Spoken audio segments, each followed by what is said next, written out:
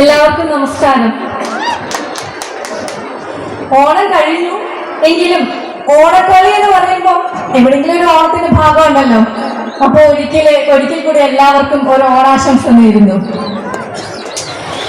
എന്നെ ഈ ഒരു പ്രോഗ്രാമിനെ വിളിച്ചത് ഇന്നിവിടെ ആദരിക്കപ്പെടുന്ന ഞങ്ങളുടെ ഏറ്റവും പ്രിയപ്പെട്ട സുഹൃത്തും കൂടിയായ ബിൽചേട്ടനാണ്.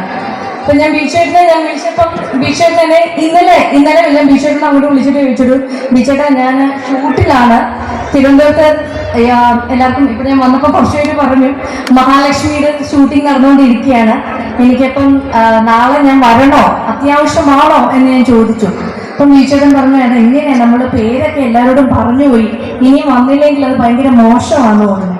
അപ്പൊ ഞാൻ പറഞ്ഞ ശരി, എന്തെങ്കിലും ആയിക്കോട്ടെ എന്ന് വിചാരിച്ച് ഞാനിവിടെ വന്നത്. പക്ഷെ എനിക്കിവിടെ വന്നു കഴിഞ്ഞപ്പോൾ മനസ്സിലായി, ഞാൻ വന്നില്ലായിരുന്നെങ്കിൽ അതിന്റെ ഏറ്റവും വലിയ നഷ്ടം എനിക്കായിരുന്നു. കാരണം ഓണക്കളി എന്നൊക്കെ കേട്ടിട്ടുണ്ടെങ്കിലും എന്റെ മനസ്സിലുള്ള ഒരു ഓണക്കളി രൂപം എന്ന് പറഞ്ഞാൽ പുലികളി അല്ലെങ്കിൽ മുടിയാട്ടം, തുമ്പിത്തുള്ളൽ, അതൊക്കെയാണ്. ഇങ്ങനെ ഒരു ഓണക്കളി അല്ലെങ്കിൽ ഇങ്ങനെ ഒരു കലാരൂപം കൂടെ നമ്മുടെ കേരളത്തിന്റെ തനിമ ഓണക്കളി നമ്മുടെ തനിമയ്ക്കൊക്കെ ഉള്ളതാണ് എന്ന് അറിയുന്നത് ഞാൻ വളരെ വൈകി ഇവിടെ വന്നിട്ടാണ്.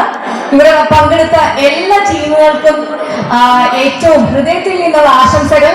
അതോടൊപ്പം തന്നെ ഇവിടെ ഇന്ന് ഞങ്ങളെ കാണാനും കേൾക്കാനും സന്നിധരായിരിക്കുന്ന എല്ലാ നാട്ടുകാർക്കും ഹൃദയത്തിൽ നിന്ന് സന്തോഷത്തോടെ സ്നേഹത്തോടെ ഒരു ആശംസയും വളരെ നന്ദി വർദ്ധിക്കുന്നു. ഈ പ്രോഗ്രാമിന് എല്ലാവിധ ആശംസകളും നേരുന്നു. Thank you.